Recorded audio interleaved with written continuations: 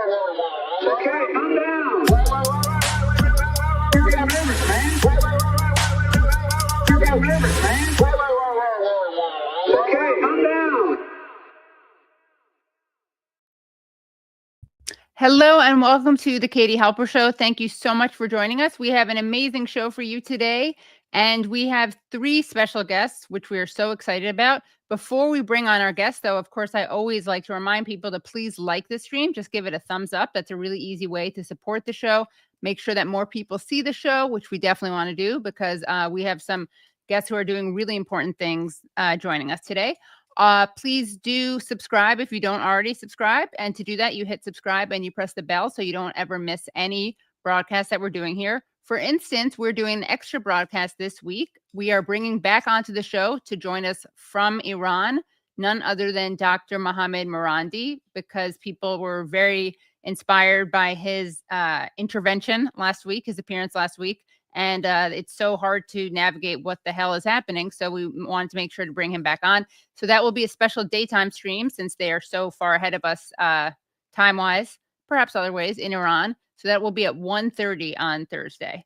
And we're going to be talking about Iran in many ways on this show today. Our last guest will be Eli Clifton, who was actually one of the last people from a U.S. think tank to go to Iran and speak with the foreign ministry and nuclear experts. So that will be fascinating.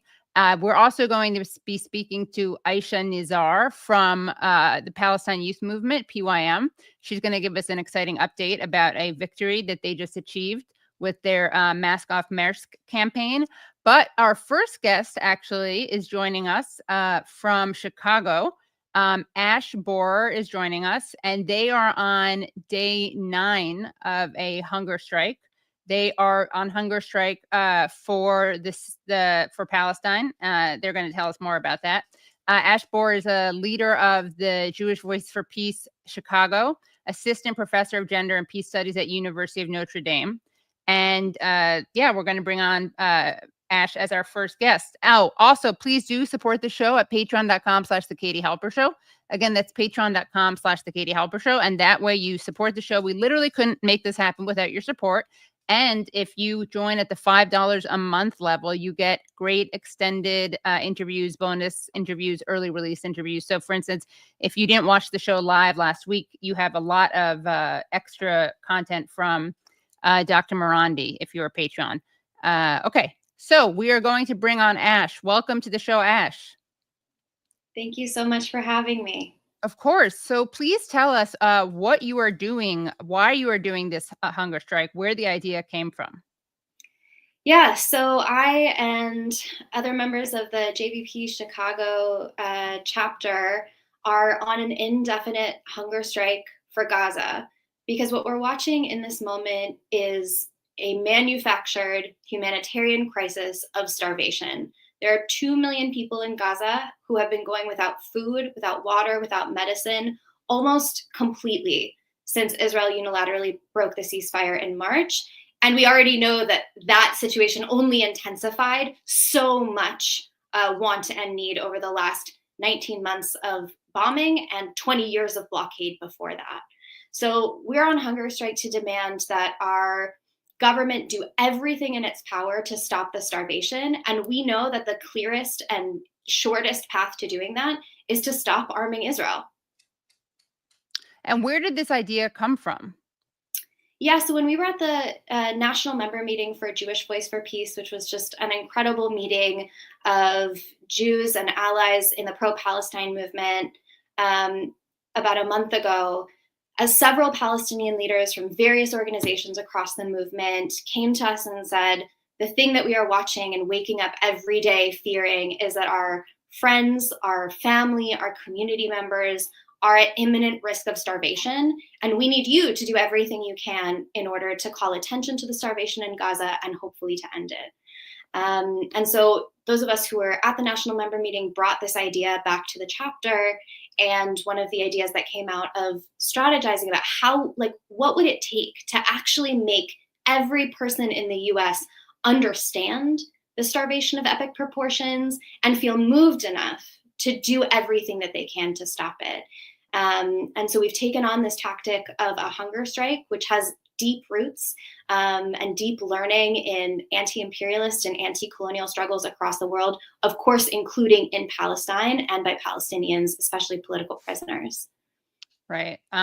And of course, a fascinating thing is I actually did a live show on this in Ireland, but there's a kind of amazing connection between hunger strikers in Palestine prisons and hunger strikers in Irish prisoners. So that's a really fascinating and inspiring connection that exists there.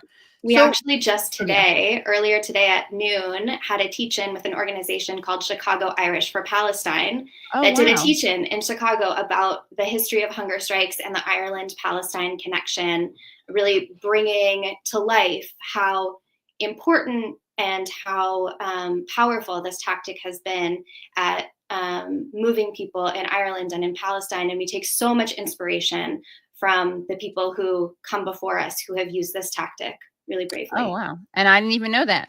So that was not just a setup for Ash. So speaking of hunger strikes, we're going to get more into kind of the connection between hunger strikes and colonialism, also colonialism and Palestine. But, you know, according to an Al Jazeera news update, I see that 56 people have been killed near aid sites in the last day, with at least 86 killed throughout Gaza more broadly. According to the UN Rights Office, there have been at least 40 people killed at the private, quote unquote, private aid distribution sites associated with the Gaza Humanitarian Foundation since operations began on May 27th. And of course, this is at the same time that there is all this distraction about a ceasefire or not in Iran, which of course is very important, but it helps take away focus from Gaza. And then Trump, of course, we're going to get into this later, scolded Israel for breaking it. The genocide continues without any scolding. You don't hear Israel being scolded for starving people to death and genociding people. So what is your reaction to this kind of never-ending barbarity that we're seeing right now? I mean, it's horrifying. Like, I think, you know, I've said the word genocide so many times over the last 19 months. And I think sometimes we say it so often that we lose sight of what that actually means. What it actually means is that so many people, tens of thousands of people, potentially 186,000 people, if you go by the Lancet's numbers, have been eviscerated, right, over the genocide. And now people who are in such a state of deprivation, whose cities have been bombed, whose hospitals have been closed, whose universities have been dismantled, whose schools have been attacked, right, are walking miles and miles a day in blistering heat to try to eke out just a small number of calories for them and their children, and they are being shot down by Israeli military and also by US contractors. It's like, there is, in a certain sense, like, there's nothing complicated about this. Like, either you are for the murdering of people seeking food, or you are against it. Either you are for the collective starvation and collective punishment of children, or you are against it. Like, one of the things that feels really central to me in this moment is, like, my people have undergone a genocide and pogroms and horrible things. And one of the lessons that I was always taught as a child is that part of the reason that genocide was able to continue is because people stood by and did nothing. And I refuse to be a person who stood by and did not do everything in my power to stop it. And that includes putting my body on the line, as I'm doing right now, and as I have done in the West Bank many times between Palestinian comrades and the Israeli army. And I will continue to do until Palestine is free. So let's actually talk about your personal relationship to this issue and your personal evolution. What is your relationship to Judaism, to Israel, to Palestine? And how did that change? Yeah, I mean, I grew up in an extremely Zionist household. A large part of my family lives in Israel. Going back and forth, my Israeli cousins, some of them lived with me when I was a child. I spent some time over there when I was a child. I went to Zionist schools and summer camps and synagogues. I grew up extremely religious. My family and I were part of Chabad for many years. And I was at one point as a teenager so convinced of the Zionist project that I considered joining the Israeli army myself. And everything really changed for me. When I was a young adult, I started learning Arabic. And the first time that I went to the territory between the river and the sea as an Arabic speaker, and I started to see things incredibly differently. I started to see how discrimination and how apartheid are daily realities. I started to walk through checkpoints at which I was able to go through freely and at which Palestinians stand for hours and hours and hours. I walked on streets in Hebron where, because I'm a Jewish person, I was able to walk there, while Palestinians are shut into their homes, unable to open their front doors. I have watched the Israeli army brutalize people. I have watched them demolish homes and community centers. I have watched them target nonviolent activists with arrests and beatings, and I have watched settlers do violence on friends and comrades with absolute impunity. And that, for me, is the absolute opposite of what Jewish values stand for. Like, Jewish values for me stand, like, the number one rule in Jewish law is that in the face of saving a human life, every other rule goes out the window. That is the only thing that we are really commanded to do. And what I see the Israeli army doing is just so contrary to any Jewish teaching I have ever received, even in those Zionist summer schools and summer camps and schools and synagogues, that it really had a profound effect. And I really feel like using my voice as a Jewish person to call attention to the just craven distortion of my people and our history toward the end of violence and genocide is just like the most important thing for me. And did you have an aha moment that made you study Arabic in the first place, or were you studying Arabic out of curiosity? I mean, were you already kind of questioning Zionism when you began to study Arabic? I mean, I was a generally curious person, and I like languages. I speak 6 languages. I'm interested in them. But one of the things that I remember most clearly is I was at a funeral in Jerusalem of a cousin of mine who had died, who previously had been a sniper in the Israeli army. And I was having a conversation with some of my family who were talking about how the way to handle the Gaza problem was to line up tanks at the eastern border and not stop until they get to the water. And when I said something, I mean, not even radical, like, ooh, you're advocating murder, my cousin laughed and said, she thinks Palestinians are people. Wow. And that, even as like a 16-year-old, was like a real, like, whoa moment. Like, the thing that I thought we were doing here has to be completely false. And then it took many years of conversations and readings and being in community with people and so much learning from Palestinian comrades, both alive and past, that really have shaped and transformed how I understand the world. And to them, I'm incredibly grateful. Wow. And what kind of things were taught, by the way, at Zionist camps that went away against Israel's actions? That went against Israel's actions? Yeah, like what kind of things were taught at Zionist camps that Israel, in other words, did your Zionist camp indoctrinate you in ways that justify what Israel was doing? 100%. I had never heard the word Palestinian until I was a teenager, because a lot of my connection to this region happens in Hebrew, where the word Palestinian is never used in Hebrew. I didn't understand what people were talking about when they said Palestinian. The indoctrination into Zionism was so thorough and so severe that when I was 19 years old and became completely disillusioned with the Israeli project, I got on a plane from Tel Aviv airport back to the US, and I knew that I was no longer a Zionist. And I had so deeply imbibed the idea that Zionism and Judaism were the same thing that I remember sitting on that airplane and thinking, wow, I must no longer be Jewish. Wow. And the only way that I was able to reconnect with my heritage and with Jewish practice and with going to temple and doing all of these beautiful things that Jewish tradition has to offer is when I found other Jews who understood and who showed me a different form of anti-Zionist Jewishness. And what Have you been in touch with people in Palestine about what you're doing about this hunger strike? Yeah, so for many years, I was one of the core organizers of a project called the Center for Jewish Nonviolence, which brings Jewish activists from around the world to Palestine to participate in Palestinian-led direct action. And I've been a dozen times in that capacity, and I'm in daily contact with people in Palestine, including many people who are in Mesafer Yatta, in Khair, in Susia, in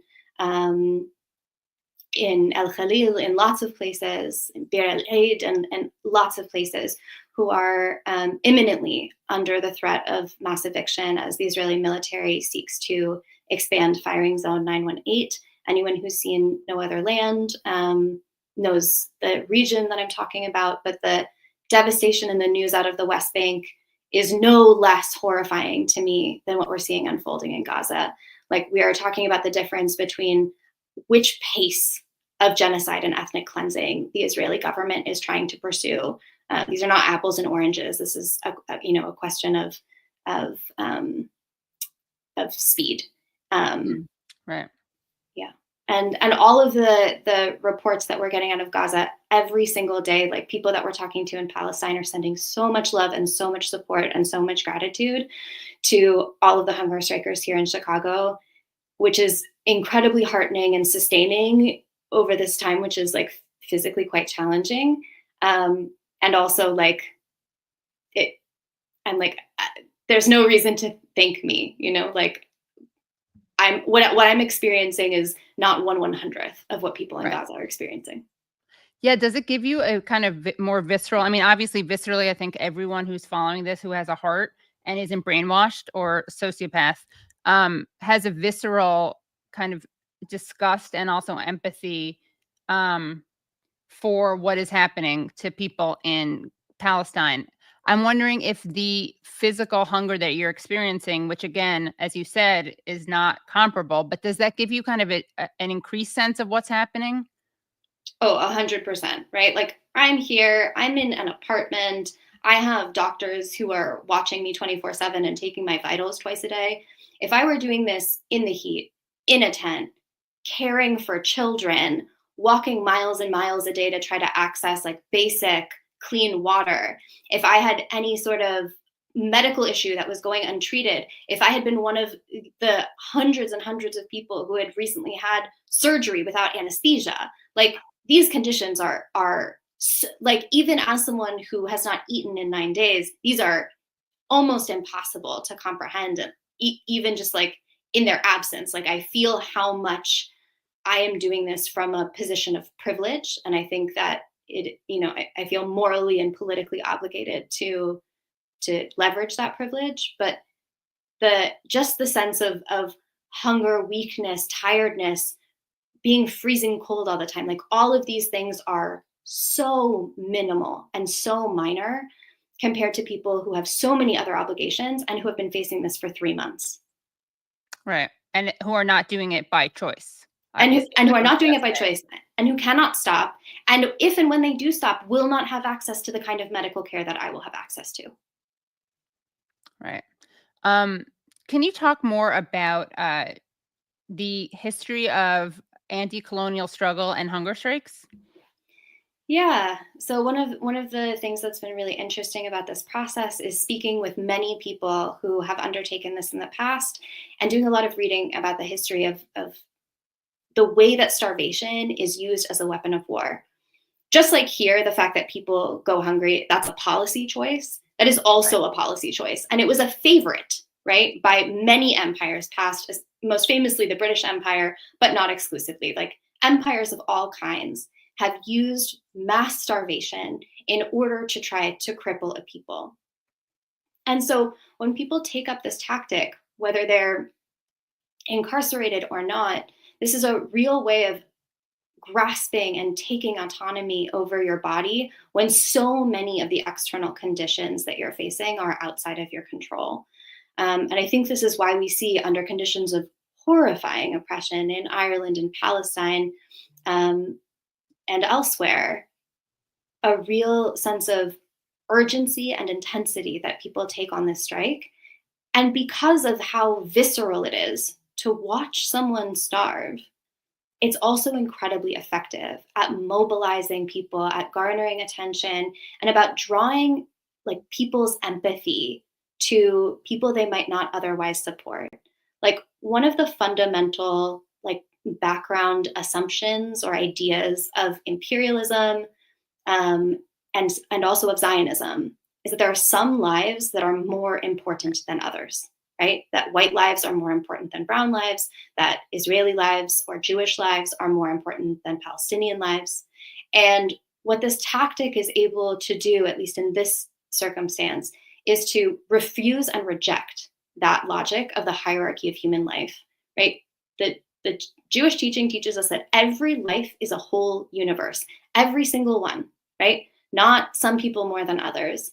And so part of what this tactic, I think, can do is pull on people's empathy who might immediately have empathy for someone who looks like me, but might not already have empathy for the people of Palestine, and to show them, to bring them along, to extend their circle of empathy and care and outrage and anxiety and frustration and fear to the people of Gaza who demand it, who need it, who deserve it so much more than me. Have you had any success in reaching people who were raised like you or who think the way that you used to think? Were indoctrinated into Zionism, basically? It's really beautiful. Like every day we are getting messages from people who are deeply affected by this tactic and who have been telling us stories about about their journeys, about deprogramming, people who like even 3 weeks ago were still liberal Zionists. Like we've had rabbis and Jewish community leaders who have been extremely bad on this issue come down and talk to the hunger strikers and then turn around and say things back to their communities.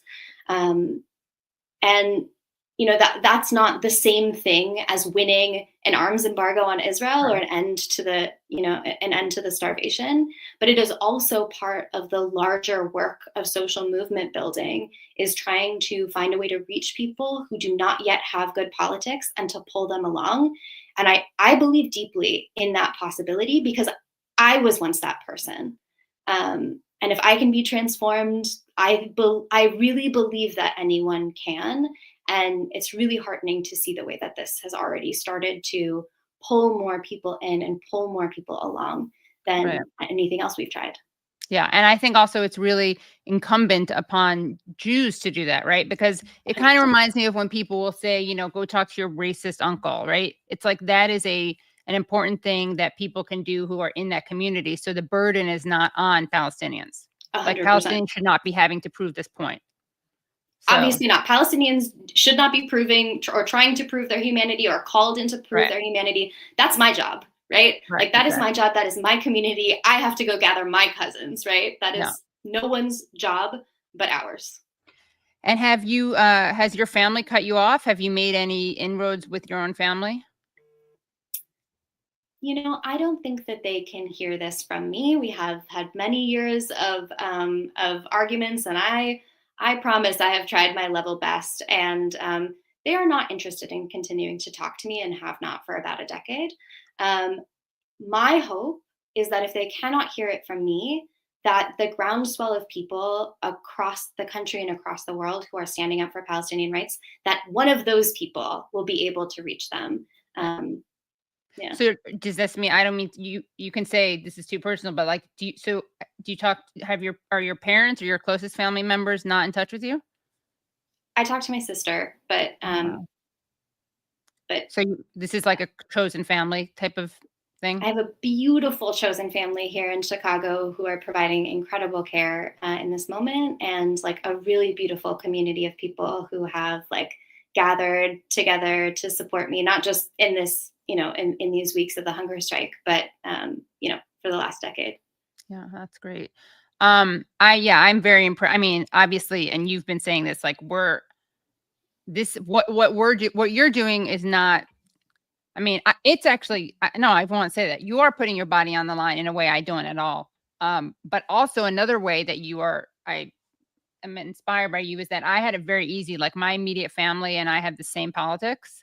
But obviously within saying this, you and I both know that we're saying this as American Jews who have it much easier than the people of Palestine, right? Or Absolutely. Palestinian. But so within that, obviously, container, I do think, it must be very hard to do that, to do something that gets you cut off from your family. But of course, it's also how, I mean, it's always awkward because I want to say, like, it's that weird thing, that awkwardness of like, thank you for doing this, but also it should be done. But I'm still acknowledging that that it still is a rare thing to do. So I have a question. Are the doctors you're working with, are they like doctors for ceasefire? How is that? What kind of doctors are they? We've assembled a really incredible team that is monitoring our care. That includes several MDs who are 24-hour on call and who like sort of set up a protocol about like how much water should we be drinking, all of those things. And then we're accompanied at all times by either a nurse, a paramedic, or an EMT who are taking our multiple vital signs multiple times a day and like tracking how we're doing medically. It's been really incredible to see the way that, practitioners who say do no harm are really living up to that obligation as well, and supporting us in this necessary action for the freedom of Palestine. Wow. How does this, and of course, for this to work, I mean, this is what's so frustrating, right? Like, people need to know that you're doing this, right? Yeah. Have you gotten media attention? I mean, I saw you on Fox News and that drove some of the Zios crazy online. But yeah, are you getting media attention so that there is pressure on our government to be shamed, basically? I've been really excitedly impressed by how much media attention we're getting. We've had dozens of articles written about us. Some of the radio broadcasts that we've done have gone out to over 1 million people. Over the last week, we've gotten 750,000 views on social media. And so I think what that shows is that this tactic is working. It is building pressure. We need everyone who's watching the show to build more pressure. Like, follow us on social media. We're at JVP Chicago everywhere. We need you to be calling your legislators, demanding an arms embargo. And we need you to be taking this knowledge back to your community and doing whatever makes sense in your community. It doesn't have to be a hunger strike. That's not an accessible tactic for everyone. Right. But like, go back to your schools and your synagogues and your mosques and your community organizations and your workplaces and organize your people. Like, this is an all hands on deck situation. Like, we need everyone in this moment to be pushing and pushing and pushing. Can you talk about how what you're doing right now relates to your field of study, which is peace and gender studies? Yeah, so I'm an assistant professor of gender and peace studies. My PhD is in philosophy. And what I study is theories of violence in the world and the ways that social movements push back against those forms of violence. So I talk about this a lot. I teach a lot of classes on colonialism and imperialism. I teach a lot of classes on gender and specifically decolonial feminism and decolonial queer theory. And so this feels like very deeply a part of my research. I'm doing some real, like, what academics would call participant observation as a methodology, participating in social movements who are identifying forms of violence, critiquing it, and developing theories of how to change the world. So very, very close to the things that I write about, that I've written books about, and that I teach my students about every day. Have you received support from your university? Nope. Okay. The university is a really complicated place in the struggles. I'm sure everyone is aware, because fundamentally universities are not accountable to their students. They are not accountable to their faculty. They're not accountable to staff. They're not even accountable to academic freedom or their missions. They're fundamentally accountable to donors. And that has meant that on my campus, as well as many others, that Palestine activism has been extremely difficult. The students on my campus have been met with arrest. They have been threatened with suspensions and expulsions. And the university administration continues to try to tamp down at every turn free speech for Palestine. in total disregard of anything that they say that their mission is. Right. You've also written about pinkwashing. Can you talk about what pinkwashing is? Yes, that's a great question for Pride Month. So thank you. Yeah, As a exactly, queer person, I love talking about pinkwashing and queerwashing in Pride Month.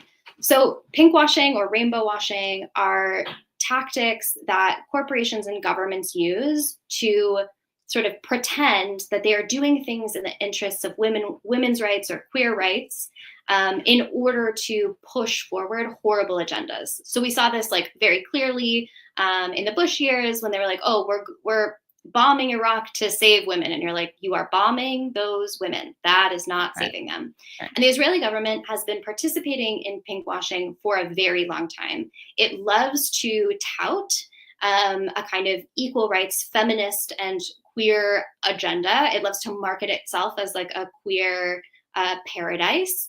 And it does that at the same time that it, perpetuates bombing and starvation on, surprise, surprise, women, queer, and trans Palestinians, that it stops them at checkpoints, that it forces them under martial law, that it incarcerates them, etc. And what we've seen over the last 19-20 months in the most recent assault on Gaza is they're also doing it while perpetuating just unspeakable gender-based and sexual violence. So, I mean, we've seen photos and videos of people being stripped. We have heard reports of sexual assaults and rapes. We have seen like countless amounts of, like, if you read the Israeli news, like the propaganda about the Hamas mass rape. Absolutely right. So like all of this is trying to speak a kind of liberal and progressive vernacular in order to try to drum up support for genocide. And like, I think people who are paying attention and who are really committed to women's rights and queer rights, like, are not and should not be buying that. Like, that it's just straight, can I say bullshit? Like on the show, like it's straight bullshit, right? It's extremely infuriating to see the kind of interests of an oppressed people, like, mashed into and mangled, distorted in order to perpetuate violence on those same people. Right. Yeah, I'm always like, okay, let's say you care about LGBTQ issues, person who's criticizing Hamas or whatever, like, and let's just table that but let's say for argument's sake that's a good faith concern, right? I mean, obviously you can point to how Israel treats LGBTQ people, whatever, all those stories about throwing people off of roofs. I mean, it's like made up, blah, blah, blah. But let's say you did, like, how does bombing people help them? Like, how are you liberating them by killing them? I mean, obviously you're not. Like, the Israeli military also has this very long-standing policy of sending Arab Israelis into gay bars and cruising spots to try to entrap queer Palestinians, and then to try to force them to inform to the Israeli military because on threat of being outed. Like, that's not feminist anything. That is not queer liberation anything. And that's just one example of 100 of tactics that the Israeli military and government use that is like extremely anti-woman, extremely anti-queer. And they do this constantly and as a matter of policy. Brad, let's can we show some of those photos and videos of the JVP hunger strikers? Come on, second. He's going to get that. Actually, you know what? Before we do that, actually, I have one more thing I want to ask you about, and maybe it seems unrelated, but you know, someone that JVP Action endorsed is Zohran Mamdani, who's running for mayor. He also has gone on hunger strikes. I know he did it once with taxi drivers. I think he also did it on. Yeah, he also did it for Gaza. Yeah, and he, sorry, in front of the White House. In front of the White House, yeah. And he is running for mayor. There's the primary is tonight. People probably know that. He has been very attacked for saying that, surprise, surprise, for saying that he believes in equal rights. Like, he wants Israel to be a place with equal rights. And because of that, he's been getting a lot of attention.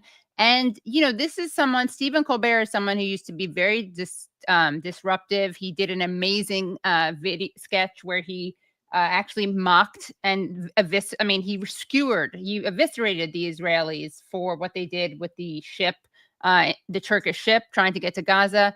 I mean, he had Michael Oren on, and the ambassador, and he actually said stuff like, he actually said, I totally agree with you that Helen Thomas, what she said was offensive, because she basically said Jews should go back to Europe. And he said, yeah, if anything, I think that, Palestinians should go back to where they come from, like something that he could only get away with because his voice is satirical. But here he is talking to Zohran Mamdani and Brad Landers, both of whom are running for mayor. They've cross-endorsed each other because you can rank vote. So let's just take a look at this. I want to get your response. Community's fear of the true and rising anti-Semitism, not only around the world, but in this country and shamefully in New York, which has the largest Jewish population of any city other than Tel Aviv in the whole world. And they are worried. They're very upset by some of the things that you've said in the past. And they are afraid that your mayorship would actually lead to increased anti-Semitism, that they believe that would be more dangerous for them. What do you say to those New Yorkers who are afraid that you wouldn't be their mayor, that you wouldn't protect them? I know where that fear is coming from. It's a fear that is based upon the horrific attacks we've seen in Washington, D.C., in Boulder, Colorado.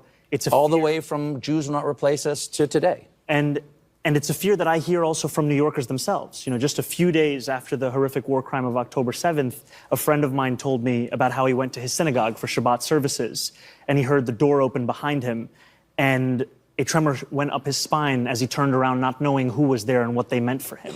I spoke to a Jewish man in Williamsburg just months ago who told me that the door he left unlocked for decades is now one that he locks. And ultimately, this is because we're seeing a crisis of anti-Semitism. And that's why at the heart of my proposal for a Department of Community Safety is a commitment to increase funding for anti-hate crime programming by 800%. Because to your point, anti-Semitism is not simply something that we should talk about, it's something that we have to tackle. We have to make clear there's no room for it in this city, in this country, in this world. And no justification for violence of any kind? No, there is no room for violence in this city, in this country, in this world. So, look, I'm a proud Jewish New Yorker, raising 2 Jewish kids here is the joy of my life. I'm the highest-ranking Jewish elected official in New York City government. I'm nervous about rising anti-Semitism. And also, I believe in the humanity and the human rights of Palestinians. And I know that it is possible. I support that vision of Israel as a Jewish and democratic state, but I hate what the Netanyahu government is doing in Gaza. And I've been saying that a long time. And look, no mayor is going to be responsible for what happens in the Middle East, but there is something quite remarkable about a Jewish New Yorker and a Muslim New Yorker coming together to say, here's how we protect all New Yorkers. Jewish New Yorkers and Muslim New Yorkers are not going to be divided from each other. We build a city where you have affordable housing and good schools and safe neighborhoods for everyone. What I have found also from many New Yorkers is an ability to navigate disagreement. I remember the words of Mayor Koch, who said, if you agree with me on 9 out of 12 issues, vote for me. 12. All right. Let's, we're going to end it there. But Koch signaling? Anyway, I don't want to be hard on Zohran. I mean, he's great. And, he does, it would be nice if he came back on the show, which he hasn't done since announcing the campaign. But that's not why I'm showing this. I just had to get that in there. But Ash, what do you think of this whole kind of framing of this anti-Semitism crisis? So there is, in a certain sense, a rise in anti-Semitism. And that rise in anti-Semitism is not perpetuated by Muslims, Arabs, Palestinians, or people in the Palestinian rights movement. It's perpetuated by the far right. And what we are seeing in this moment, domestically and globally, is a lurch toward the far, far right and fascism that is fueled by Christian Zionism and Christian evangelicalism that has an extremely anti-Semitic eschatology and that is invested in policing a certain kind of white supremacy that doesn't include white Jews. And that is the source of rising anti-Semitism. what is extremely problematic in the discourse around the crisis of anti-Semitism is that a lot of places are taking their numbers from the Anti-Defamation League, the ADL, which counts any anti-Israel or pro-Palestine statement as an incidence of anti-Semitism, which is just clearly and patently false, right? The way that we fight anti-Semitism, which I agree we should do, and I believe in the liberation of all people, and I believe specifically that the liberation of Jews and Palestinians are linked, we have linked fate, is not by endorsing Zionism, which is a fundamentally Jewish supremacist ideology. It is by building safe communities of solidarity across difference, where you can be sure that your neighbors will show up to defend you because they know that you will show up to defend them. And like that is how we can counter anti-Semitism, not by leaning into far-right ideology, into Zionism, or into arming Israel, or hurtling ourselves into potential regional war in the Middle East. Like that keeps no one safe, not even Jews.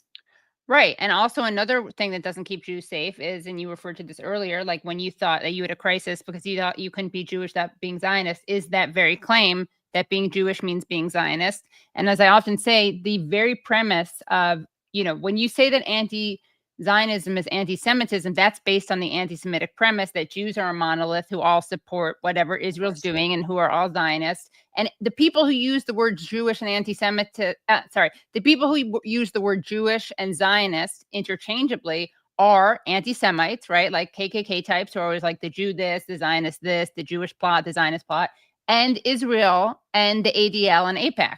I mean, that's a pretty good sign that you're in bad company. And quite honestly, associating Jews with genocide, apartheid, destruction, and bombing, like that's not countering anyone's like bad perception of Jews, right? That is like actually playing into and fueling anti-Semitism. Exactly. Like you are literally live streaming a genocide and then claiming that people like you and me want this to happen, or that they're doing that for our safety and our sake, which is why, I mean, I've said this many times, I speak out against what Israel's doing. I would speak out against what Israel's doing no matter what I was, like ethnically. Because I'm Jewish, I feel the need to debunk what they're doing. Also, I see it kind of as the more Jews speak out against Israel, I think the harder it is to stifle people and smear them as anti-Semitic. And this is not my primary motivation, but it's so ironic when Jews call people like us self-loathing or anti-Semitic. Like, I actually think that those Jews who call us anti-Semites are the ones who are perpetuating anti-Semitism much more than we do, because I think that if Jews don't speak out and say this is not Jewish, this is not our Jewishness, then how is the world going to see Jews? Exactly. Yeah. So let's, I just wanted to show this slideshow of you and your comrades. Here we go. So can you tell us who these various people are? Yeah, so the people standing in the background are some of the hunger strikers. The person in the foreground is Rep. Delia Ramirez, who is my congressperson and one of the co-sponsors of the Block the Bombs bill, which would condition military aid to Israel. That's me, speaking at a press conference on day one. I look a lot livelier then than I do now. This is Professor Iman Abdelhadi, Palestinian professor at the University of Chicago and local Chicago activist for Palestine. That's Illinois State Rep. Graciela Guzman, who is also my representative. That's me again, fielding questions. And this is, we did a vigil for the murdered children of Gaza, which we read several hundred names in opposition to the genocide, because every single person who has been killed is a real person, was someone's whole world, was someone's child, was someone's grandparent, and deserves to be remembered not just as a number, but as a name. This is a beautiful kippah with a Palestinian flag on it at one of our events this week. We're doing events every day this week. If you're in Chicago, please come down to Federal Plaza. We're doing events every day. This is us, some of us on day 5. We've already been confined to wheelchairs. And so those are people who are not usually in wheelchairs. They're Correct. Those are wheelchairs. people who are not normally in wheelchairs, but for whom standing up for large periods of time or walking distances have become so incredibly hard at day 5 that they're in wheelchairs. As am I. This is a group of people called Songs for Liberation that we have in Chicago, who plays liberation music at a lot of our events and protests. And were with us that's Federal Plaza in Chicago, where we've been every day. That's Professor Aman Abdelhadi again, speaking about her experience of the genocide as a Palestinian American. Wow. And, it's interesting because you just mentioned that you've been needing a wheelchair. One of the Yes. things is that you're sitting down in a chair. I Yes. haven't interviewed you before. So for me, you just kind of look like you don't look exhausted to me. Can you, but I mean, I'm sure you are. And it's very deceiving because you're sitting down. But can you tell us what you're feeling right now? If you're scared, if you think every now and then you're like, why am I doing this? This is too hard. What keeps you going? Well, I mean, just to as for a small anecdote, yesterday I went to a rally, a hands-off Iran rally with dozens of organizations in the city of Chicago. And the way that the microphones were set up, I couldn't move my wheelchair in there. So I was like, it's fine. I'm only going to speak for 3 to 5 minutes. I'll stand. And in that 3 to 5 minutes, I almost passed out and had to sit on the ground in order to continue my speech. We're experiencing all the symptoms of starvation, like body aches, pains, being freezing cold, headaches, muscle weakness, nausea. It's not a comfortable experience. But there is nothing that I would not do to save Palestinians in Gaza, literally nothing. And so there has never been a moment in all of this that has in any way dampened my resolve. I would say, quite honestly, it's the opposite. Every day I'm hearing from Palestinians who are telling me how meaningful this is. And if the only thing that I achieve is that Palestinians in Palestine or here feel like they are less alone and feel like someone is listening to their just anguish and terror at what is happening to them and their people, that is enough. I don't need anything more than that. Wow. Well, thank you so much, Ash. I'm really moved, inspired. I'm scared also. I'm not going to lie. I don't want people to die here. I don't want people to be dying there. They are dying there, obviously. Everything is scary right now. And disgusting. And thank you for putting your body on the line. And we will check in with you. Thank you very much. Any final words that you want to, final for this interview, words that you want to share? Yeah, I would say just to everyone who's watching, if you want to send in support, please follow us on social media. We're at JVP Chicago on Twitter, Blue Sky, TikTok, Instagram, and I think even the one owned by a Nazi. We are raising money for the Middle East Children's Alliance so that when real aid, not fake aid, run by the Gaza Humanitarian Foundation is able to actually enter Gaza, that Gazans actually have the money they need to get the supplies that they need, food, water, and medicine. If you have not already, please call your representatives and get them to sign on to the Block the Bombs bill. It's not a silver bullet. It's not the revolution, but any amount of conditioning aid to Israel is absolutely an important step in stopping the blank check that the Israeli government has to bomb Palestinians. And if you're interested, on Sunday, June 29th, we are asking people for whom this is medically possible to join in a 24-hour solidarity fast with us and with the people who are starving in Gaza, and to make a short video and to tag us on your favorite social media platform. Say that again. That's what date? Sunday, June 29th. So this coming Sunday. Wow. Okay. So we'll put that in. We'll put that in the description as a reminder. Thank you so much, Ash. We will be in touch. And that sounds, everything that you're doing is amazing. So thank you so much. Thanks very much. Appreciate it. Bye. Okay, so that was a very inspiring segment, and we're going to have on a very inspiring segment right now, another one, and it's a different kind of inspiring segment. And we're really excited to be bringing on someone from a great organization. We've had guests on who are members of this organization, organizers of at Palestine Youth Movement.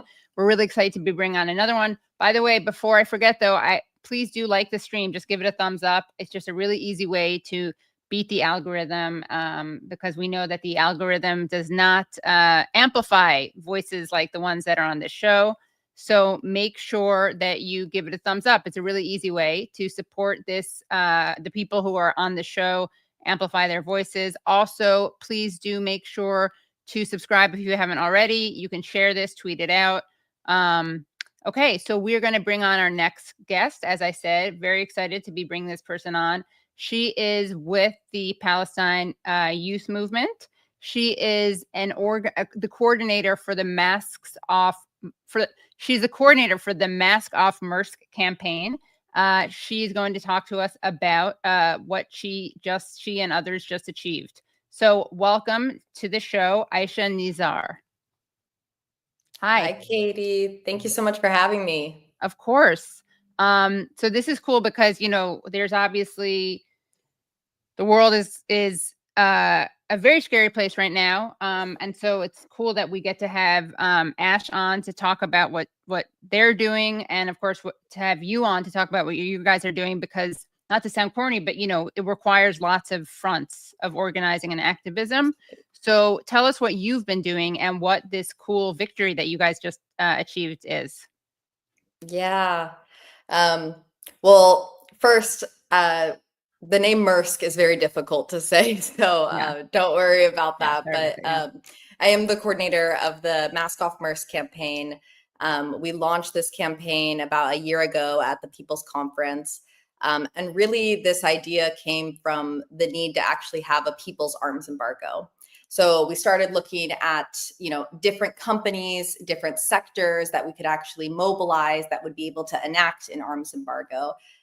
We knew that there were many organizations that were taking on campaigns that target weapons manufacturers, and it's really difficult to tell a weapons manufacturer to divest from the military-industrial complex, right? So we decided to then start to look at, the historical revolutionary struggles that, predate us, and we were thinking about, the anti-apartheid movement with South Africa.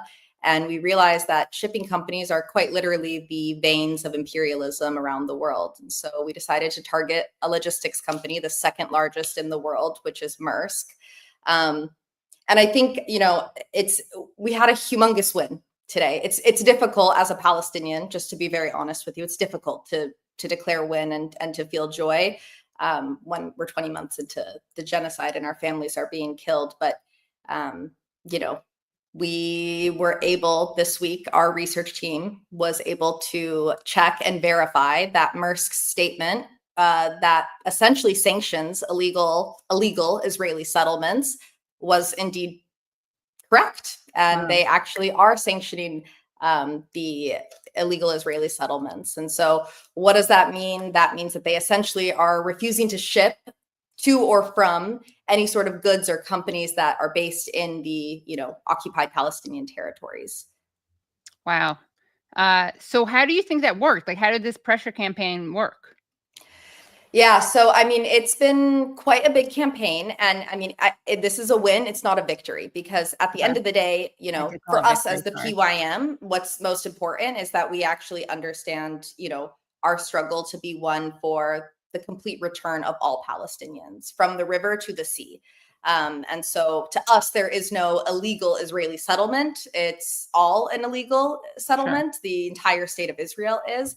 And really our focus is actually to end the genocide and to have an impact on, the weapons transfers that are used to, commit and enact massacres of our people in Gaza. Through this pressure campaign, we essentially have mobilized thousands of people around the world, from Denmark to Morocco, Egypt, Turkey, America, Canada. You name it, people have mobilized against Maersk. And we've taken on legal strategies, we've taken on shareholder strategies, we've taken on labor strategies, and we're really focused on weapons. And I want to just be very honest with you that the weapons hasn't stopped. We know that they are still shipping millions of pounds of weapons to the Zionist entity, but through this pressure, we we showed the world that they are actually profiting off of genocide. And so they realized that they actually have to start abiding by international, law. And so through that, I think that this was essentially a major concession, that they are trying to be, on the right side of history and divest from illegal Israeli settlements, which is beneficial for us because at the end of the day, this is the second largest shipping company in the world. And so it's a huge deal. We initially targeted Maersk because we know that not only are they such a large company, but they're an industry lead. So they set the standard for other shipping companies around the world. And if we are able to enact a people's arms embargo and simultaneously sanction illegal Israeli settlements, we will take that win and we will continue to mobilize and organize to achieve an actual victory, which is, them dropping their contracts with the Department of Defense and, refusing to ship cargo to the Israeli military. Right. What are your do you have any historic models that you're looking towards? I mean, what are the limits of, for instance, I had a show a couple of weeks ago, we had people on from South Africa, and I'm curious if you guys talk about the different models and what the takeaways that are helpful, but also what the limits are from those comparisons? Yeah, it's a good question. I think that the dock workers have played a very revolutionary, role in, anti-war movements, anti-apartheid movements. Obviously, it's all coming together and feels very fitting for Palestine right now. And simultaneously, with the rise of fascism, a lot of unions are in a position where they're not able to take as bold and courageous steps as they were, back in the 60s and 70s. So, there's a varying degree of the ways that dock workers are able to engage with this campaign. And that doesn't stop them. We just saw, dock workers in Tangier, Morocco, who refused to, load F-35 components that were destined for Israel. We had dock workers in Marseille, France, who refused to load, I think it was 2,000 tons worth of ammunition links that were destined for the Israeli military, which now are not there. And so, we're trying to, continue to mobilize on that, to organize on that, and hopefully revitalize an internationalist ethic within, dock workers. Great. Brad, did you get the videos that Aisha sent me? If not, I can try to get them to you or play them myself. I can't see Brad because did you get them, Brad? Yeah. Yes, you did. Okay, great. So I'll ask you about those in a couple minutes when Brad has them loaded up, because those are 3 videos I want to ask you about. But in the meantime, as Brad loads them up, speaking about sending weapons, the genocide that these weapons are being used to perpetrate is, according to a new Harvard study, a Harvard Link study, found that 377,000 people are unaccounted for in Gaza. So all those numbers that we get about fatalities, about casualties, are obviously going to be a massive undercount. What are your thoughts on this, this slaughter, this genocide, and the company's continued, complicity in it? I mean, obviously it's horrendous. Our families are being killed, and this isn't something that's just happening in, Gaza. We also are seeing Israel now take some serious measures to actually annex the West Bank. Conditions around the world are horrific, and it's absolutely, horrible to witness.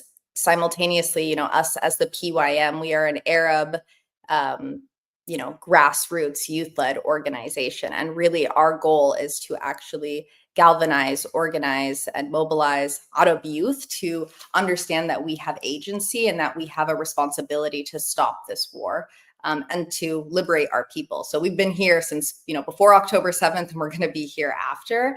And so, I think that there are different ways that we are able to hold companies and different, governments accountable. And it's actually the job of, not just our solidarity partners, but actually the Arab youth to be able to, to push forward on this. And so that's been a really big focus of the campaign, is to actually, be able to pull together our different resources to force companies who are profiting off of the genocide. Because at the end of the day, we know that even though Maersk has decided to, sanction essentially or divest from illegal Israeli settlements, they are still profiting massively off of this genocide. Right. And tell us about your family. I mean, you just said your families are dying or being killed, to the extent that you can, because I know that this can be a dangerous topic because of the way that Israel will literally stop at nothing to retaliate against people. Mm-hmm. So to the extent that you can share, can you tell us about your family and your involvement, your personal connection to Palestine? Yeah. Well, I'm Palestinian and my family comes from Ida Camp. So it's a refugee camp outside of Bethlehem. Famously, we're known for being one of the camps that's the most gassed in the world. I think there was a UN report that came out about 10 years ago.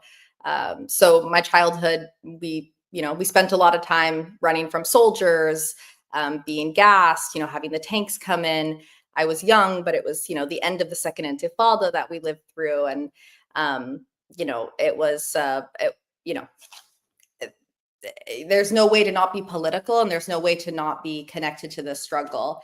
And so I think that, I grew up in the United States, I should say, but I would go back in the summertime and I would stay with my aunties there. And so I think that this was incredibly formative for me. It's, you can't go and live through apartheid. You can't go live in a refugee camp and not come out with conviction and dedication to liberation. It's absolutely impossible. And how is your family who's still there? They've been better, of course, right now because of the war with Iran. Netanyahu decided to completely close the West Bank. And so all of the checkpoints have been enacted and villages have been shut. And so people are having difficulties, getting food and going to the hospital and seeing each other. I had a cousin who was killed, who was murdered back in March, and he was 16 years old. They took his body and they still have refused to release it. So we're still in a, battle to hopefully one day be able to actually lay him to rest. And simultaneously, it's frankly nothing compared to what's happening in Gaza. No Palestinian is worth more than what's happening in Gaza. And so, even when I talk to my family back in the West Bank, their constant directive to me is to continue to focus on Gaza. That's so disgusting. We've had other people on the show, like Saeed Arakat, who has a relative. He and Noor Arakat have a relative who was also killed, and they have not returned his body. I mean, it's just like such a sadistic thing to do. Like, it's not enough that you kill people, then you have to like re-traumatize the family by depriving them of the physical body. It's just so disgusting. I mean, it's a really sick psychological warfare because, the burial process is very important in Islam. And so it's really a way of enacting collective punishment on, Palestinian people more broadly. And so it's like, even in death, there's no rest. Right. And they know this. It's funny. I'm not a very religious Jew. So it was actually Saeed Arakat who pointed out to me. He was like, he reminded me, I knew this, but like that, they know this because Jews also have like strict rules about when you bury the body. So this is something that they know. And they weaponize. And I always think about how like people like to present Israel as this enlightened nation, the only democratic country in the Middle East, the most moral army in the world, like in a sea of barbarism and like backwards people. And then like, they just do something like this. It's just so sick. It's just Absolutely. so, I mean, what is more like barbaric than this, like, Absolutely. So I'm sorry about your cousin. No, alhamdulillah, he's in a better place and, we 16, all sacrifice for the struggle. So thank you. How old, by the way, is the Palestinian Youth Movement? The Palestinian Youth Movement is about 15 years old now. We have 18 chapters around the world. And like I said, we're grassroots, so none of us are paid for this work, which I think was why this was kind of a shock, to be honest, this win for this campaign. Just to be really honest with you, there's been BDS campaigns that we've seen throughout the movement that take, decades to actually achieve. And so hitting the second largest shipping company in the world within less than 1 year really shows the power of the youth when we're dedicated to this. I mean, quite literally, it's a bunch of students putting together databases to come up with research and, you know, and then mobilize the masses, because the people, you know, Palestine has actually raised the consciousness of the world. And so, you know, I think the combination has allowed for this to be incredibly successful. And I'm really honored to be a part of the PYM. And so I really encourage anybody who's listening to this to get organized, to join an organization, and to plug into the movement, especially, you know, 20 months into genocide, never a better time. Right. I want to show some videos that you shared. So let's just bring up one video, and we'll bring it out to the screen, and before we play it, you can just set it up. Yeah, absolutely. So, all right. So tell us when this is from and where this is. So this happened back in June. This is actually an occupation. This June, Okay. or this earlier this month, actually. And it was a occupation of the Maersk headquarters in New York. And so this was a joint action between JVP and PYM, and hundreds were arrested. Yeah. Okay, let's take a look.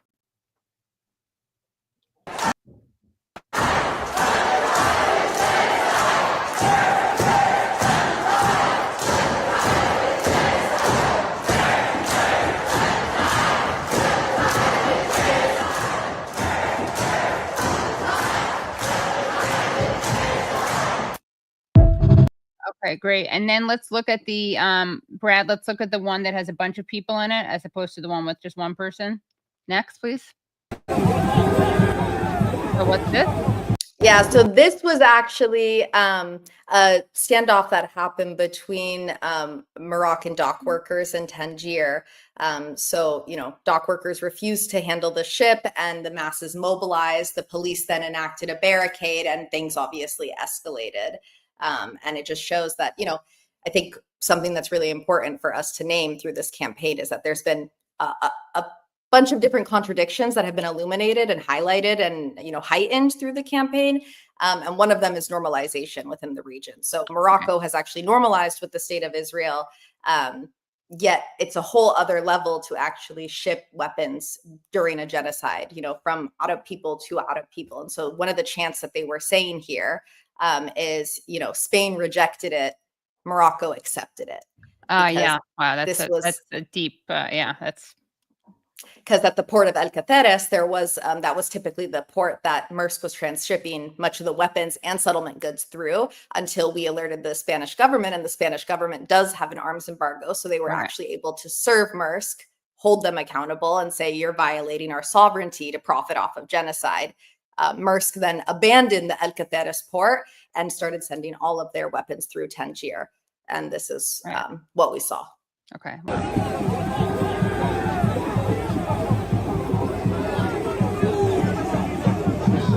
Wow.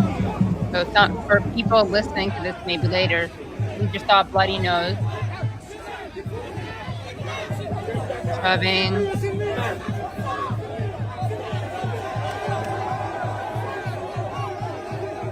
And I think what's really interesting in this is that a lot of the reports that we actually received was that some of these police officers were quite literally crying after this. Oh, wow. So you can actually see that the masses in Morocco are absolutely aligned with Palestine, even those who are forced to, you know, enforce the government's normalization policies.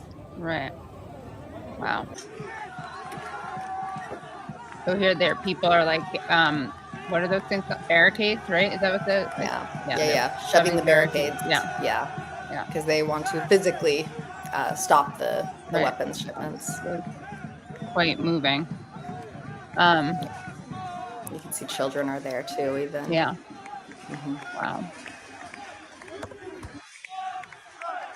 And people are waving Palestinian flags. Great. And then next video, tell us who this is. Well, I think people will know, but tell us about this video. Maybe. When is this from? Yeah, so this video, I believe, was back from March, or no, this was actually May. This was the week of Nakba. And there was an occupation and protest to the Maersk headquarters. This was after they actually had a people's arms embargo summer school or encampment, I guess you could call it. And so, hundreds of organizers from across Europe came together to actually talk about ways that they'd be able to hold Maersk accountable. And they ended up protesting and marching to the Maersk headquarters. And you could obviously, Greta played a major role in this and brought a lot of attention to the campaign. This is before she joined the Freedom Flotilla. And Right. Okay, so let's take a listen. We're currently outside Maersk, one of the biggest shipping companies in the world, that only the last year, has shipped thousands of tons of military equipment to Israel to arm them during their genocide in Gaza. And we are here to demand that Maersk must stop all the transportation of weapons and weapon components to Israel. They must terminate all contracts and investment that support the genocide and occupation of Palestine. And Denmark must implement a full military embargo on Israel. We are here because we know that Maersk are not going to do it for us. We have overwhelming evidence showing that Israel is committing a genocide in Palestine. People have been trying to resist for so long, but they are still not listening. So therefore we take it on ourselves, because we know that these big companies are ruled by profits. That's why we are using our democratic duty as citizens to stand up for what is right, stand up for justice, for a free Palestine. That's what we are occupying in Maersk right now. That's, it reminds me of, I'm not comparing her to Martin Luther King at all, but the thing that reminds me of what Martin Luther King went through is that when I hear people saying about Greta, stay in your lane, like, why are you talking about Palestine? You're about climate change, right? And people may know this, may not, like famously liberals and even civil rights liberals, were said to MLK when he started talking about capitalism and when he started talking about the war in Vietnam, they're like, your thing is like racial justice, the situation of Black people. Like, they were like, talk about the ghettos, stay in your lane. And we see something comparable. So what is your response to what Greta Thunberg is doing, and also the way that it's being portrayed as unrelated? I mean, it's obviously completely related. Historically, my village, before we were displaced to Ida, was actually taken to become a national park for the state of Israel. So under a greenwashing campaign to, greenwash their settler colonial violence. And so, inherently, even if Greta wanted to, quote unquote, stay in her lane is absolutely connected to Palestine. But beyond that, I think that your connection to Martin Luther King is actually an interesting one, because I think that we've seen a significant shift in Greta to actually move to an anti-imperialist politic. Yeah. And we're now seeing liberals across the world and, moderates and conservatives even, who are really distraught with this new politic that she's espoused. And simultaneously, she's also become a really important pillar for the Palestinian people. I think that the Freedom Flotilla would not have been as successful or as safe of a mission if we didn't have as much international attention. And even though there were MPs like, Rima from, France, it was really Greta who brought a lot of attention to that. And so it's been incredible to work with her. I'm so grateful that she's interested in this campaign and she's taking it up. And even the campaign itself also has, it's in her lane, because Maersk is obviously a huge polluter of the world, given that it's the second largest shipping company. So. Right. Yeah, exactly. People who say that it's not related are just revealing themselves as being totally, either disingenuous or liars. It's always a fun game. Aisha, I want to ask you, because I know that behind the scenes you've been you've been flying around today, right? How much, you've been really generous with your time and you're maybe tired. So how much more time do you have to talk? I have some more time if you have some more questions. I'm here. Yeah. I just don't want to push you. Okay. Although, what am I saying? Like, I just had someone on who's on hunger strike. So I think I can push. I'm like, I can push through it. Yeah. Yeah, exactly. Yeah. Well, actually, what are your thoughts on, speaking of, you just talked about Greta, and you guys at PYM take organizing and theory really seriously. And I mean, in a good way, not in a kind of like masturbatory academic way. But so what are your thoughts on actions like, people using their privilege or their power? Like, so you have someone like Greta doing what she does, and you have Ash and other Jews going on hunger strike. Like, what are your thoughts on how people, I guess, who are not Palestinian, how they can be in solidarity with your campaign? Yeah, I mean, that's a really interesting question. Obviously the focus of the PYM is to really organize and mobilize and Right. Galvanize the Arab youth. Like, we need to become the quote unquote, the statement that you will hear from every PYMer is that we want the Arab youth to become active agents in our struggle. And so to me, to be honest with you, like, I appreciate and I, respect and I admire the solidarity movement and, so many people who are standing with us right now. And simultaneously, like, I really call on the Arab youth to be the ones to actually, enact your autonomy, your agency, and actually step into the movement and be willing to sacrifice. Because I think that when you're in diaspora and you're in the imperial core, right, you're constantly brainwashed and put through this propaganda machine that makes you think that, your individual rights and self-care is the most important, part of your life. And actually it's not. It's actually your people and your homeland and complete liberation, which is not something that's isolated to us. Obviously, Sure. Once our liberation comes, others come and we're actually in a better place to assist others. And so, that's what international solidarity truly looks like. And so, hats off to Ash and so much appreciation to Greta. And I think you said it perfectly earlier. Like, we need to know what our role is, and everybody needs to take up a role in this moment. And it's important that we advance our roles and we actually do it well. I just wonder, when you were speaking, did you have to undo that? Did you just refer to it as brainwashing is the word that you use, right? Yeah. Did you have any of that brainwashing, that kind of like, like revolution means self-care? I mean, I'm talking, like, it's kind of like neoliberal feminism or neoliberal, like, racial justice politics. Like, did you have to see through that, or have you always had this strong sense of however you want to call it, revolutionary justice, revolution? Yeah. I mean, that's a really interesting question. I come from an incredibly a political family. I actually just left my auntie's house, and I learned that throughout the past almost 2 years now, 20 months of the genocide, she actually sleeps on the couch with Al Jazeera on. And then the moment that she hears the commentator's voice get loud, she will wake up to see what's happening back home in Palestine, because her whole entire life revolves around this. And so I was very lucky to have a father who was an organizer, and I was a movement baby. And so I was really I was given the honor of stepping into this movement from a really young age. And even during high school, there was a moment where, I was bullied, or, I wanted to aspire to whiteness, and I was maybe distancing myself from my Palestinianness. It obviously didn't work. I think maybe it was a year phase, and then I was right back into it once I got into university and I joined SJP. But I think that it's our roles as like movement children to be the ones to actually kind of ground us in, like, what does collective care mean? What does liberation truly look like? How do we actually embody our politic? Like, I don't want to just read theory for the sake of reading theory or to be cool, right? Like, I actually need to practice, what I'm reading and practice what I'm preaching. And that means being accessible. That means being embedded in the masses. Sometimes that's not sexy work, to be honest. Right. And it's a lot of self-sacrifice, but it's, again, absolutely nothing compared to what our people are going through. And it's quite literally a responsibility and duty for us. So. Right. Yeah.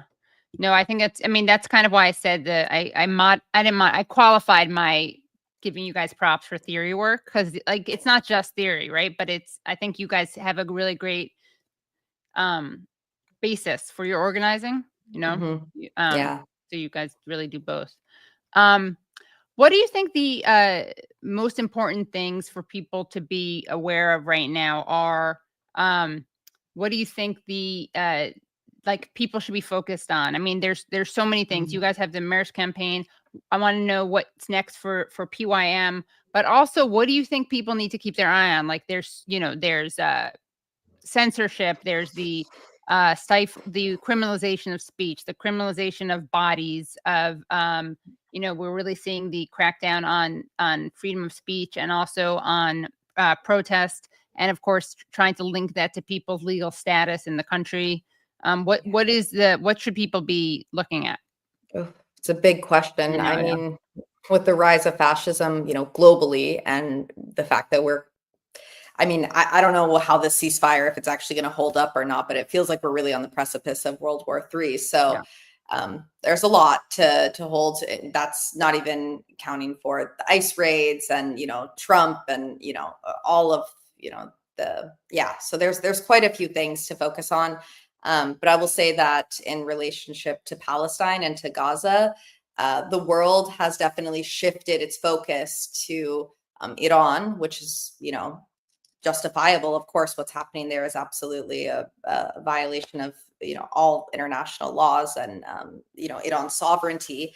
But I think that it's actually allowed Israel to accelerate its genocidal practices. And so right now we're seeing the famine and ethnic cleansings in Gaza actually, reach a stage that we haven't thus far. And so I would say that the masses really need to think about ways that they're able to, one, enact a people's arms embargo. So just to say, again, Maersk is not done. We do not, these illegal Israeli settlements, this is a huge win, and it's absolutely not enough. We are going to move more, and it's an industry lead, so we're going to hit other shipping companies after this.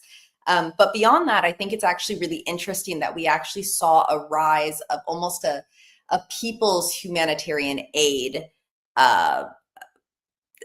campaign that was happening, right? From the Freedom Flotilla to the March to Gaza to the Samud convoy, like all of a sudden, not only are people thinking about ways that we can physically enact an arms embargo, but they're also thinking about ways that we can physically force the entry of aid into Gaza. Right. And even if they can't physically force it, how are they able to create a political crisis around it and bring attention to it? So I would say that those are the two things: people's arms embargo, humanitarian aid. It's the most important things that our people need in Gaza right now. Right. And I do want to let you go to sleep soon. Any final words that you want to share with us? Any calls to action? Anything you want to just, make sure that we know about?